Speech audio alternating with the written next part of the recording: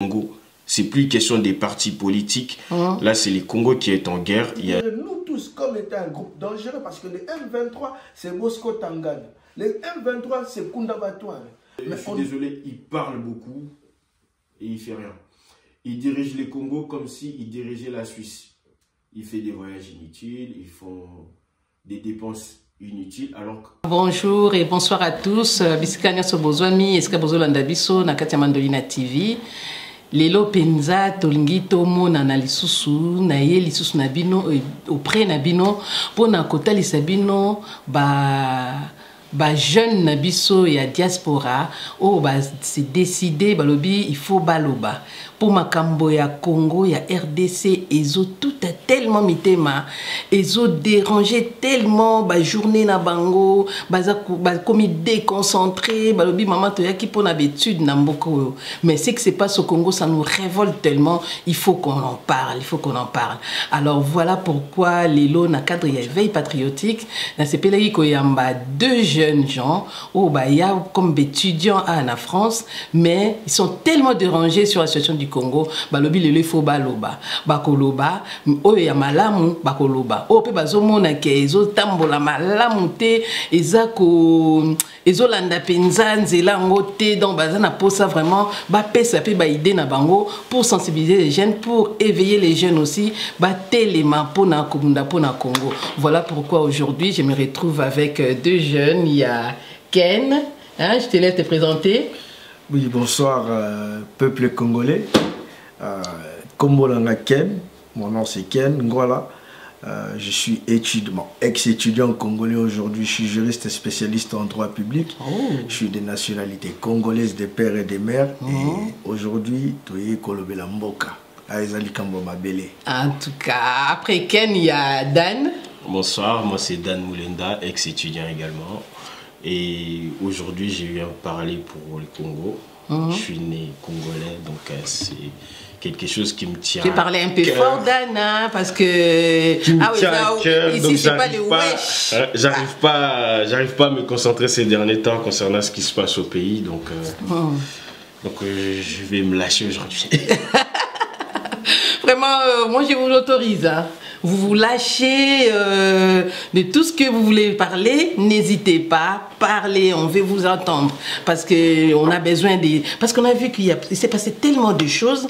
On s'est dit, est-ce que nos enfants, nos jeunes, est-ce qu'ils comprennent vraiment ce qui se passe au Congo? Parce qu'on a vu pendant les marches, il y avait plein de jeunes, il y avait même des enfants, des moins de 15 ans, il y avait des enfants de moins de 10 ans. Alors on s'est dit, mais les jeunes se sont tellement levés, est-ce qu'ils comprennent un peu l'impact de ce qui se passe au Congo? Alors, le Congo est agressé. Le Congo est agressé, le M23 et le Rwanda et l'Ouganda agressent le Congo. Alors, est-ce que vous comprenez ce qui se passe? On va toujours faire le tour. Donc, Ken, tu me dis ce que tu en penses. Est-ce que vous comprenez vraiment ce qui se passe au juste à l'est du Congo? Mais du moment où on a une conscience, on sait ce qui se passe au Congo. Le Congo, c'est notre mère patrie. Nous sommes, pour certains qui sont nés au Congo, il y a d'autres qui ne sont même pas nés au Congo, mais qui ont l'amour de ce pays, de ce Congo-là. Aujourd'hui, quand vous voyez dans des marches, il y a des enfants de moins de 15 ans qui n'ont pas mis un pied au Congo et qui participent au Congo. C'est d'ailleurs cette veille patriotique-là. On peut bien être français, des papiers, si on peut dire, mais cet amour pour le Congo, c'est dans le cœur. Moi, ça ne m'étonne pas. Pourquoi? Parce que quand on lance un appel en tant que Congolais, même nos enfants, quand on leur dit, nos petits frères, on leur dit, voilà, aux Congolais, bah, là, toujours on a fierté, oui, je suis Congolais. Et ce qui se passe à l'est du Congo, ça ne peut que nous attrister. Ça ne peut que nous éveiller à ce que nous prenons en charge. Le Congo, on se retrouve agressé de partout. L'Ouganda, le Rwanda, même des voisins invisibles ou d'autres pays, des multinationaux. Et nous, aujourd'hui, c'est un ras-le-bol de la jeunesse. On s'est dit, trop c'est trop, cette guerre a duré depuis 1990.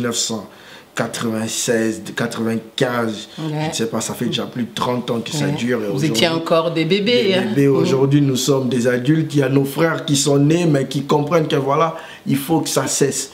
Le Congo doit retrouver son intégrité et sa souveraineté. C'est pour cela qu'on s'élève aujourd'hui. La jeunesse s'est levée à Paris, partout dans le monde, pour dire non et stop à la guerre au Congo. Vraiment. Et Dan, je te sens en colère. Alors, toi aussi, tu nous donnes ton avis. Qu'est-ce que tu penses de cette agression? Alors, cette agression, moi, ce que je pense, on est agressé par des pays étrangers. L'Ouganda, le Rwanda qui nous agressent parce qu'ils veulent nos territoires. Et le Rwanda, c'est un tout petit pays qui vit que des aides et des minerais qui volent au Congo. Donc, et ils convoitent nos terres depuis des années. Moi, ce que j'insiste sur l'éveil patriotique, si ces deux pays-là arrivent à nous attaquer aujourd'hui, parce qu'il y a certains de nos compatriotes qui ouvrent les portes au diable pour qu'ils entrent. Donc, il y a des Congolais qui permettent ça. Donc, c'est pour ça que j'insiste pour les jeunes Congolais qui sont en France. L'éveil patriotique, s'attacher à son pays est très, très important. C'est ça. C'est très, très important parce que là, Corneille Nangaa, il rentre avec les M23, mais en une semaine, il tue des Congolais à Goma. 3000 en une semaine. Aujourd'hui, on compte 5000 morts en 23 jours qu'ils ont occupé Goma. Aujourd'hui, on apprend qu'ils tuent des enfants à Bukavu. Ils les habillent en militaire pour dire que c'est des enfants militaires. Donc, s'attacher à son pays, c'est très, très important. Donc, tu ne peux pas être Congolais et permettre des étrangers venus d'ailleurs parce qu'ils ont leur projet à eux et venir combattre tes frères. Donc l'éveil patriotique, les enfants congolais qui sont nés ici, leur parler du Congo, leur prêcher l'amour, à s'attacher au Congo, c'est très très important. C'est très très important, voilà. J'ajouterais même que l'amour du Congo est plus fort que nos convictions politiques. Là, il n'y a pas opposition, il n'y a pas majorité, c'est le Congo. Nous parlons que du Congo. Vraiment. Mais on a senti, on dirait qu'il n'y a que Jean-Pierre Bemba qui est sur les terrains. Les autres membres du gouvernement, à part la ministre des Affaires étrangères et la ministre, la Première ministre, on n'attend pas les autres. Qu'est-ce qui se passe? Qu'est-ce qui se passe dans nos gouvernements, nos ministres? On ne les attend pas. Qu'est-ce qui se passe? Est-ce que vous comprenez ça? Ben, écoutez, nous ne minimisons pas les efforts de chacun dans ce combat, dans cette lutte. Dans toute lutte, il y a ceux qui luttent de manière visible et il y a ceux qui luttent de manière invisible. Nous saluons les efforts de chaque Congolais, sans pour autant citer les noms, que vous soyez dans le gouvernement, que vous soyez dans l'opposition, que vous soyez dans la société civile. Le plus important, c'est le Congo. Nous félicitons ceux qui se battent pour retrouver notre souveraineté, notre dignité, parce que là, aujourd'hui, le Congo est violé dans tous les sens. Aujourd'hui, les efforts de chacun, aujourd'hui, nous séparons de tout ce qui est conviction politique. Nous avons nos désaccords, nous avons nos divergences. Aujourd'hui, le plus important, c'est l'ennemi est à la porte du Congo et l'ennemi veut s'accaparer du Congo. Qu'est-ce que nous devons faire? Peu importe les faiblesses que nous avons dans ces pays-là, le plus important, c'est de sauver notre nation. Et nous avons décidé de mettre de côté nos divergences politiques pour nous battre pour le Congo. Nous félicitons les politiciens, les acteurs de la société civile, les confessions religieuses, la jeunesse, même nos amis, les amis du Congo, les députés européens, les députés américains, tous qui défendent la cause du Congo. Nous disons merci et nous continuerons ce combat jusqu'à la victoire finale. Nous continuons avec nos jeunes. Vraiment, on sent qu'ils sont déterminés, on sent qu'ils sont décidés. Voilà, Bazo Sengababi Fati Pesa Mandoki, Tokota Rwanda. Fati Pesa Mandoki, Tokota Rwanda. Et Dan, alors, toi, qu'est-ce que tu en penses? Alors, moi, de mon côté, je pense que notre gouvernement, malheureusement, ils sont mous et trop laxistes. Jean-Pierre Bemba, je vois sur les terrains en train d'aller ville par ville recruter des jeunes pour accéder à l'armée. Je pense c'est une bonne idée, mais je pense qu'il se prend un peu trop tard parce qu'il était ministre de la Défense, si je ne me trompe pas. Pourquoi il ne l'a pas fait en ce moment-là? Parce que les menaces du Rwanda ont commencé depuis très très longtemps. Je pense en 2022, ils ont déjà fait rentrer leurs missiles solaires sur notre terre. On n'a rien fait pour contrer ou dissuader ces dispositions-là. Il y a les fils Museveni qui, depuis 2022, il fait des menaces. Il tweet et à chaque tweet qu'il fait, ça se concrétise. Il parle de la prise de Bunagana, ça s'est fait. Et moi, je trouve, depuis des années, notre gouvernement, ils sont mous. Ils parlent quand ils veulent réclamer des postes, ils parlent quand tel membre de tel parti politique n'a pas de poste, de telle tribu n'a pas de poste. Là, ils parlent, mais là, on est agressé. Je vois Jean-Pierre Bemba, au jour d'aujourd'hui, il est vice-premier ministre concernant le transport. Il commence à faire le rôle du ministre de la Défense. Ça, c'est ce que je ne comprends pas, qui est, en regardant son CV, n'a rien à voir avec l'armée. Et les autres, ministre des Affaires étrangères, bravo de ce qu'elle fait. Elle fait vraiment son travail. Et les autres sont vraiment mous. L'opposition aussi également, parce que là, on est en guerre, c'est le Congo. C'est plus question des partis politiques. Là, c'est le Congo qui est en guerre. Il y a des politiciens qui disent rien. Il y a des politiciens de l'opposition qui ne condamnent même pas, et je regarde les autres partis politiques, je ne vais pas citer des noms, qui ne condamnent même pas l'agression du Rwanda, qui ne condamnent même pas les crimes qu'ils sont en train de commettre. Et je vois d'autres... en fait, je vois notre gouvernement ne nous met pas en position comme quoi on est en guerre. Nous demander à prier, c'est bien beau, mais en ce moment, ce n'est pas la prière qu'on a besoin.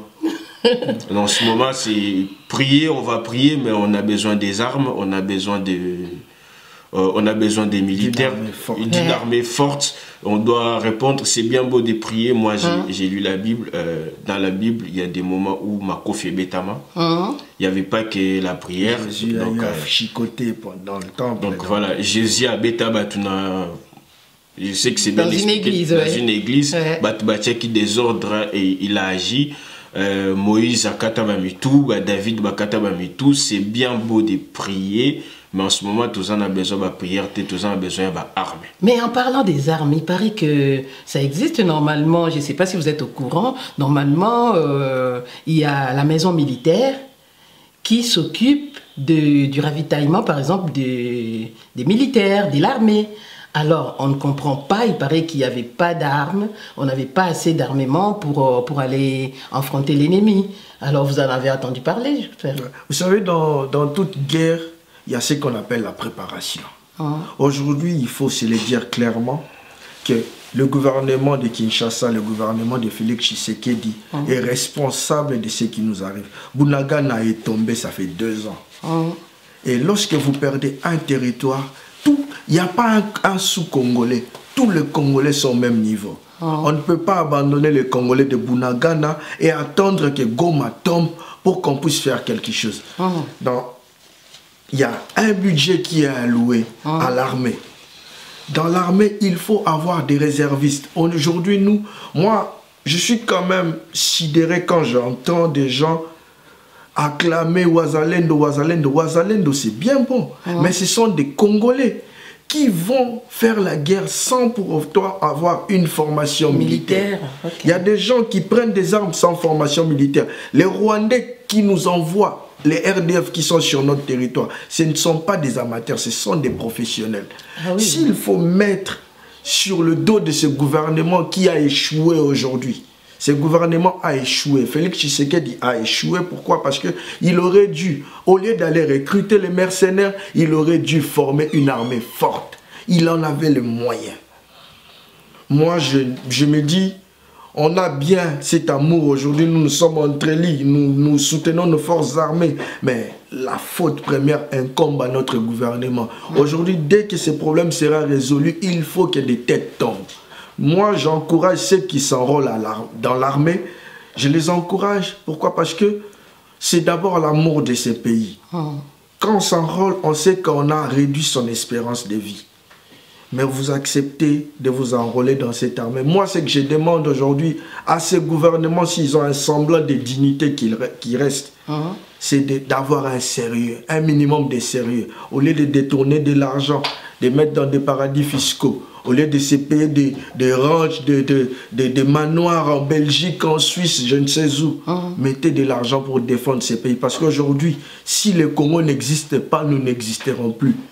Aujourd'hui, s'ils changent de nom, on ne sera plus de Congolais.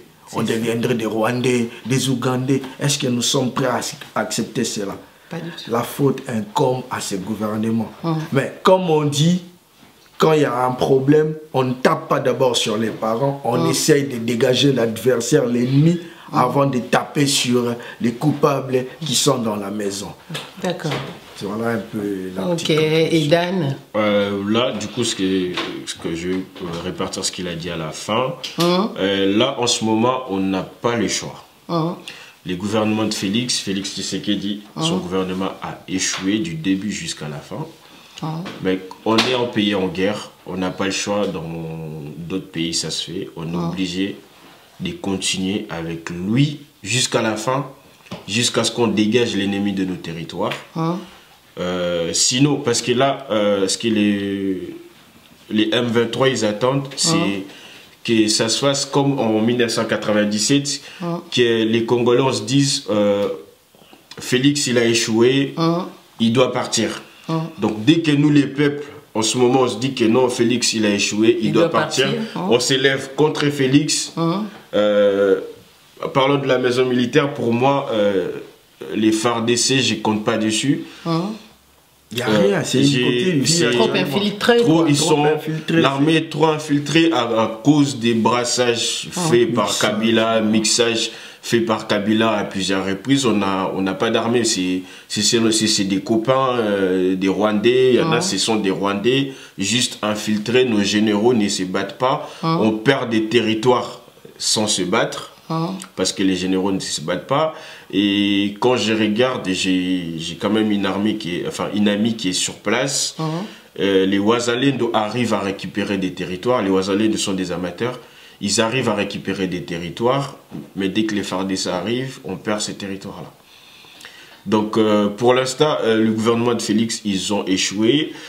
Dans ce qui est armement, c'est bien beau de donner des armes aux Wazalendo, mais quand tu regardes les Wazalendo, ils ne sont même pas bien équipés.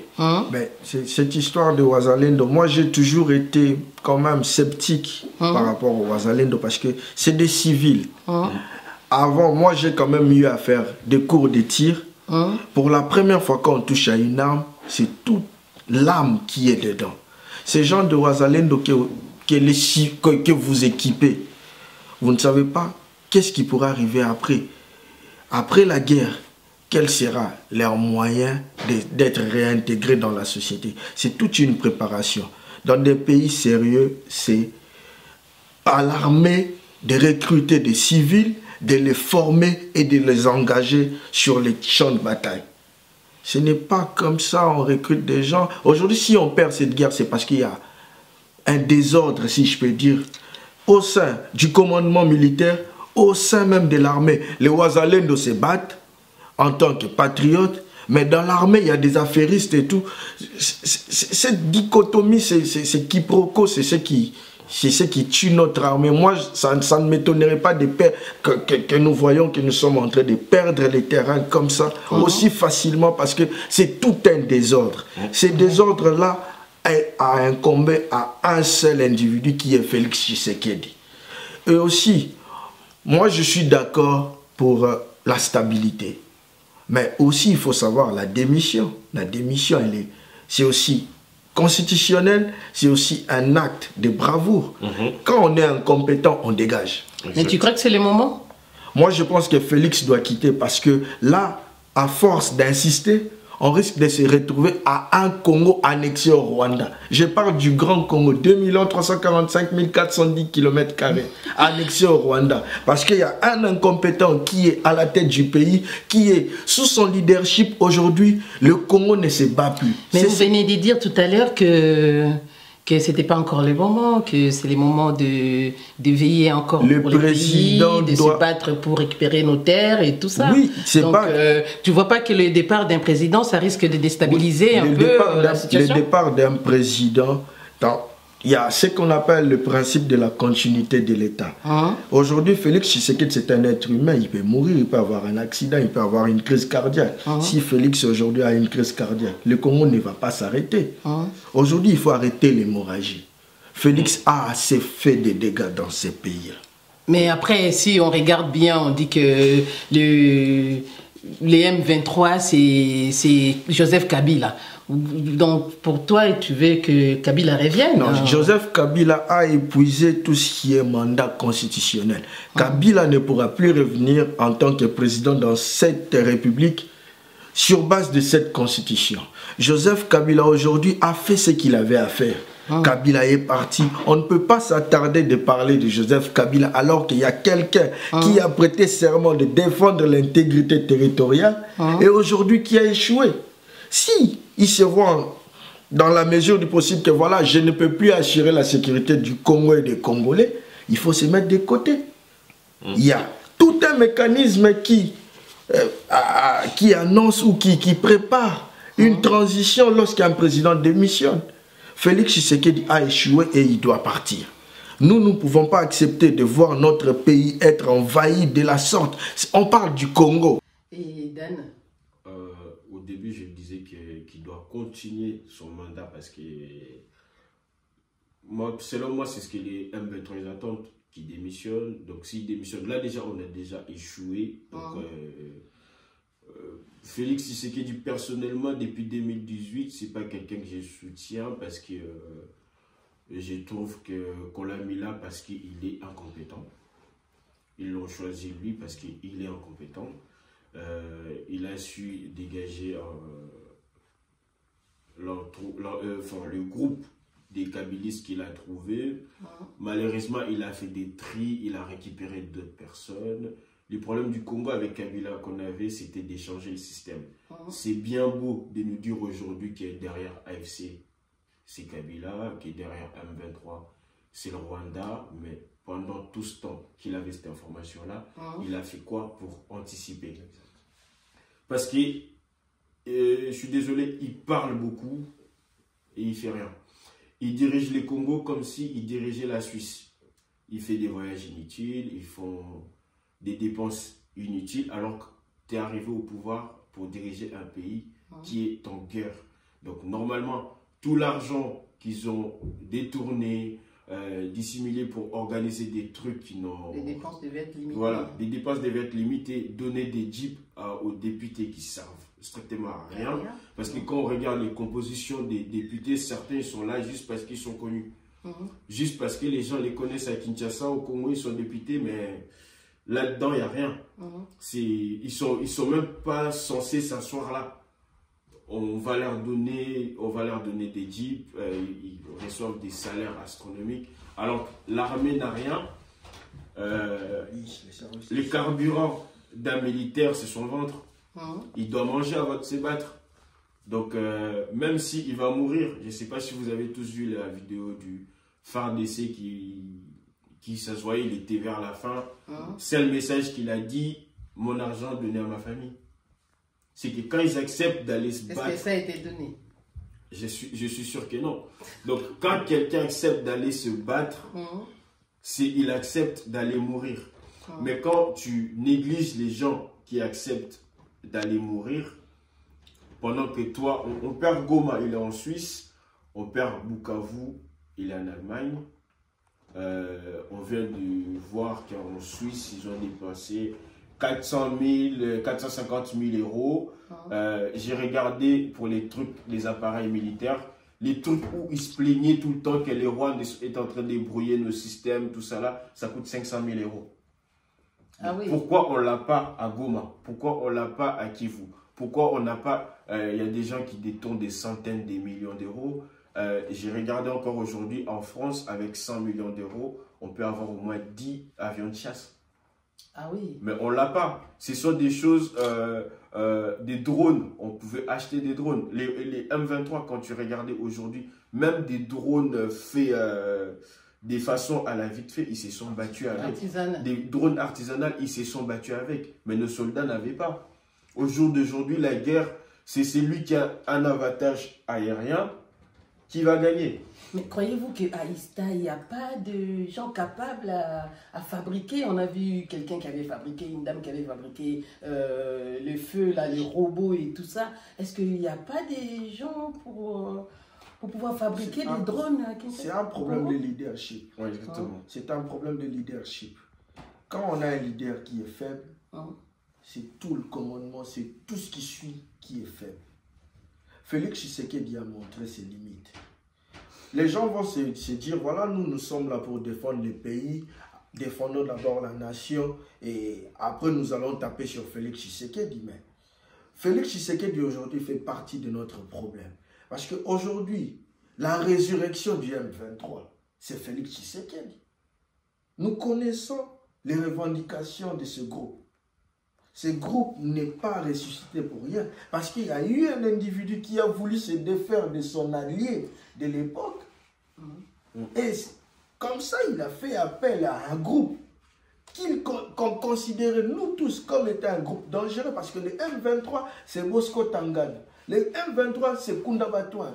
Mais on ne peut pas se lever un matin pour se défaire. C'est que Félix Tshisekedi...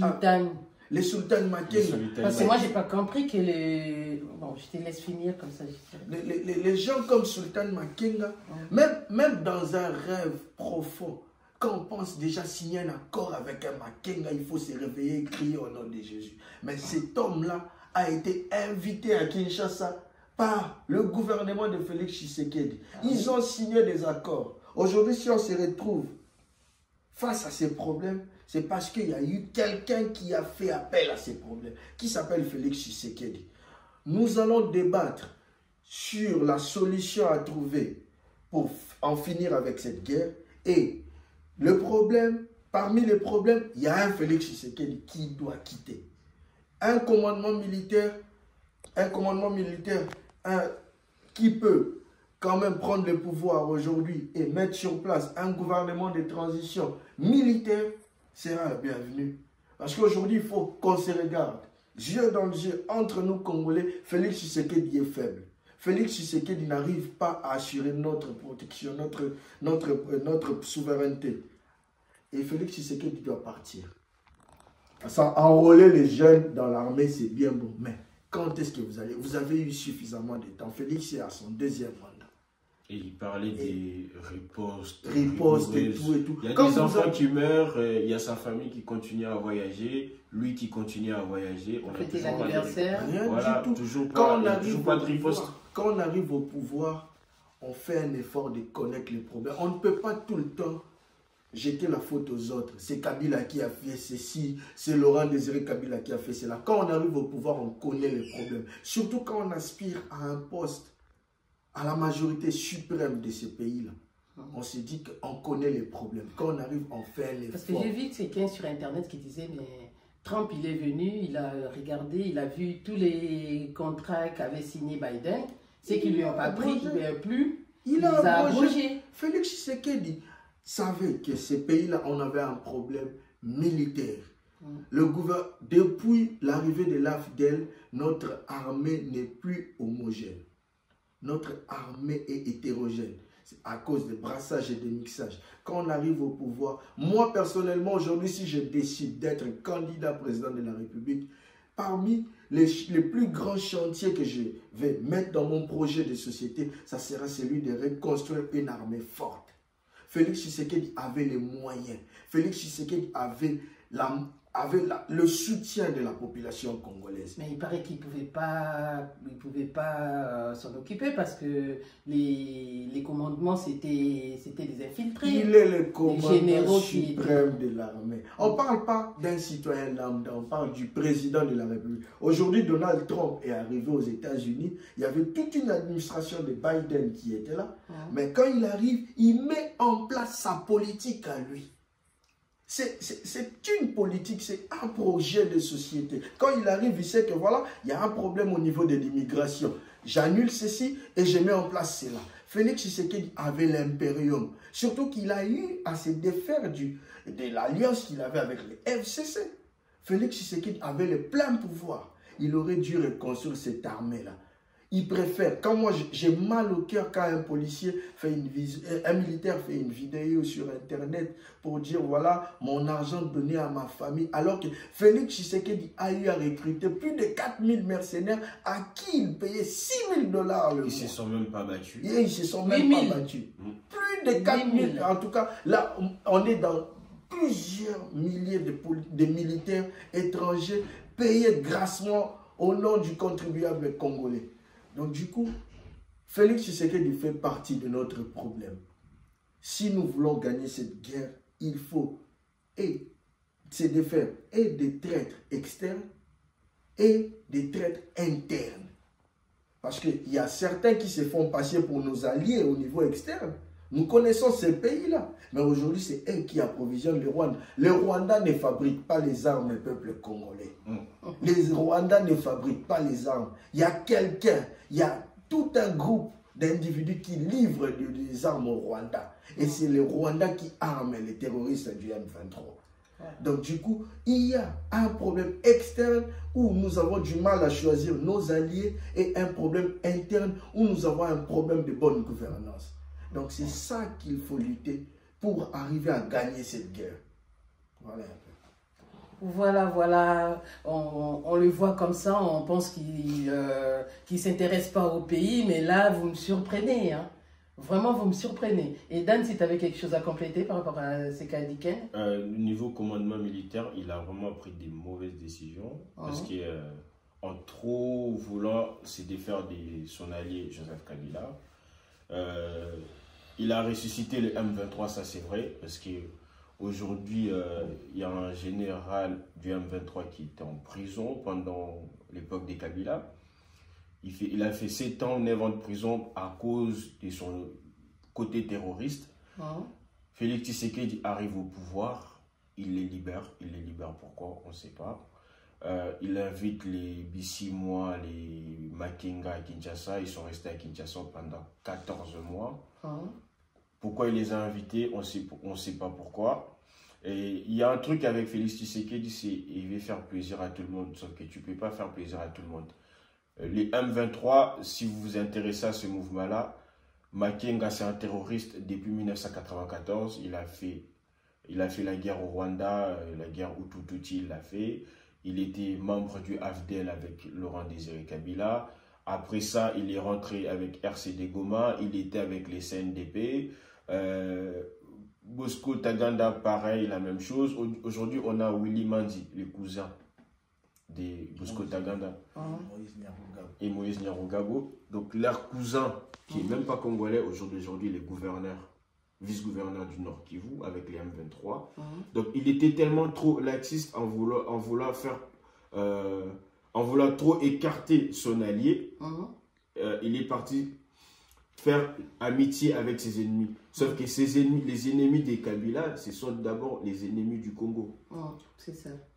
Ce sont d'abord les ennemis du Congo. Donc, aujourd'hui, l'Ouganda se renforce sur notre territoire parce qu'il est parti s'allier à Museveni. Museveni a toujours voulu nos territoires, comme Paul Kagame. Il est parti au Rwanda, main dans la main avec Kagame, mon frère. Chose que Joseph Kabila, qu'on a toujours crié qu'il était rwandais, n'a jamais fait. Joseph Kabila ne s'est jamais affiché dire que Paul Kagame c'est mon frère, il ne l'a jamais fait. Donc, il a pris des mauvaises décisions au jour d'aujourd'hui. Sur les plans militaires, il ne se bat même pas parce qu'il n'a pas su organiser l'armée, il n'a pas su organiser un système de défense pour le pays. Il commence à aller de pays en pays pour dire que ouais, c'est un tel qui nous agresse, c'est un tel qui nous agresse. Les Rwandais ne fabriquent rien, ni les armes, ni rien. Ils ont un parrain, ils ont des pays qui leur donnent. Il n'a pas su prendre décision. Dans la politique, tout est question d'intérêt. Si là, on ne te donne rien, on te bloque, va voir ailleurs. Et c'est une chose que lui, il ne l'a pas fait. La France nous a toujours bloqués. On avait des problèmes quand il est arrivé au pouvoir, embargo sur les armes. Les autres pays ont décidé d'élever l'embargo sur les armes. La France s'est opposé pour dire que l'embargo doit continuer. Il continue toujours à faire alliance à la France, faire confiance à Macron, qui l'humilie de temps en temps, il a l'occasion de les voir. Il fait toujours quelque chose pour l'humilier. La Russie lui a proposé un marché militaire. Il n'a pas fait le pas. Il hésite. Il hésite. Au lieu d'être neutre par rapport à ce qui se passe entre la Russie et l'Ukraine, parce qu'au jour d'aujourd'hui, il y a des pays que lui, il s'attache, mais pour notre cause, ils ne font rien. Lui, pour l'Ukraine, il vote pour que la Russie soit sanctionnée. Donc au jour d'aujourd'hui, il part de la communauté internationale, mais les Russes, ils restent bouche bée. C'est tout à fait normal. Quand eux, ils avaient besoin de soutien, il n'était pas là. La Chine ne dit rien parce on ne comprend pas sa position. Il veut faire plaisir aux gens qui sont contre les Congos. Contre les Congos, ça c'est difficile. Tu vois. Ouais. Tout ça, c'est question de leadership, de politique qu'on met en place. Vous savez, quand on arrive au pouvoir, on a ce qu'on appelle des sensibilités politiques. Félix Tshisekedi est de nature social-démocrate. Il est issu Ajoutez à cela chrétien. Il est de l'UDPS, un parti de la gauche. Aujourd'hui, on se retrouve, on a presque des similarités avec l'Ukraine. L'Ukraine aujourd'hui est attaquée par la Russie. Félix Tshisekedi a pris position pour l'Ukraine. Ça, c'est bien bon. C'est bien bon de prendre la position pour un pays agressé. Mais Félix Tshisekedi ne peut pas prendre des positions qui vont à l'encontre même de son idéologie politique. C'est ça, comme nous voyons au Congo des alliances contre nature, on voit un parti de droite s'allier avec un parti de la gauche, vous allez prendre quelle politique? On se retrouve face, c'est un problème politique. Moi, j'insiste sur mes mots, en tout cas, je dis, le problème est aussi politique et la solution doit aussi être politique. Vous savez, quand il y a une guerre, il faut adopter une position ferme, mais aussi stratégique. Félix Tshisekedi doit savoir qui est avec moi, qui est contre moi. Félix Tshisekedi ne sait pas choisir ses alliés. Félix Tshisekedi, aujourd'hui, si nous nous retrouvons dans cette situation, c'est parce qu'il est allé signer des accords bêtes. C'est le Kabila que nous avons traité tous des Rwandais. Moi y compris aujourd'hui. Je l'assume, nous avons traité Kabila des Rwandais. Mais Kabila, l'East African Community existe depuis plusieurs années, mais Kabila n'a jamais adhéré. Vous savez, quand vous adhérez à une organisation régionale, vous cédez une partie de votre souveraineté. Félix Tshisekedi, en faisant alliance ou en adhérant dans ces organismes-là, il a cédé une partie de notre souveraineté. Pourquoi voulez-vous que nous gardions un tel individu en ce moment aussi crucial que notre pays est en train de traverser aujourd'hui? L'administration, la police à Goma, c'est la police rwandaise. On parle du Congo quand même. Réveillons-nous, on parle du Congo, on parle pas des bandes, même pas, on parle pas des bandales, on ne parle pas d'un quartier, on parle du Congo, on parle d'une ville, la ville de Goma, administrée aujourd'hui par des Rwandais. Pourquoi voulez-vous que nous gardions Félix? La solution aussi, c'est de faire partir un Félix Tshisekedi qui a lamentablement échoué. Mais pourquoi vous en prenez toujours à Félix Tshisekedi alors qu'il y a Nanga qui a... Corneille Nanga n'est rien. Est-ce que vous êtes pour Nanga ou... Corneille Nanga n'est rien. Nanga, c'est même pas un politicien, c'est quelqu'un qui a juste... C'est un frustré qui a perdu ses carrés minières. Et il est comme, je dirais, il est comme Laurent Désiré Kabila. Il est juste quelqu'un qu'on a mis devant. Il est rien du tout. Marionnette. Marionnette encore. C'est bien. C'est bien. Et comment je peux dire, il est comme un photo de profil. T'es rien du tout en fait. Il est rien du tout. C'est eux qui organisent tout. Côté militaire, c'est Makenga, tout ça là. C'est les Rwandais. C'est l'armée rwandaise qui rentre. Lui, c'est juste pour justifier l'agression. On met quelqu'un qui est congolais. Et c'est lui. Il sert à rien. Pour les Rwandais, c'est quelque chose qu'on peut tirer du pied. Il est rien du tout. Mais ça m'étonne si vous dites ça. Mais nous, on a besoin d'une fermeté. Cette fermeté-là, c'est ce qui manque à Félix Tshisekedi. Quand vous êtes agressé, aujourd'hui, on ne parle pas de 2 militaires, on parle de plus de 10 000 militaires rwandais qui sont sur le territoire congolais. Quelle est la riposte de Félix Tshisekedi? Il n'y a rien. que des discours, que du blablabla. Essayez de finir.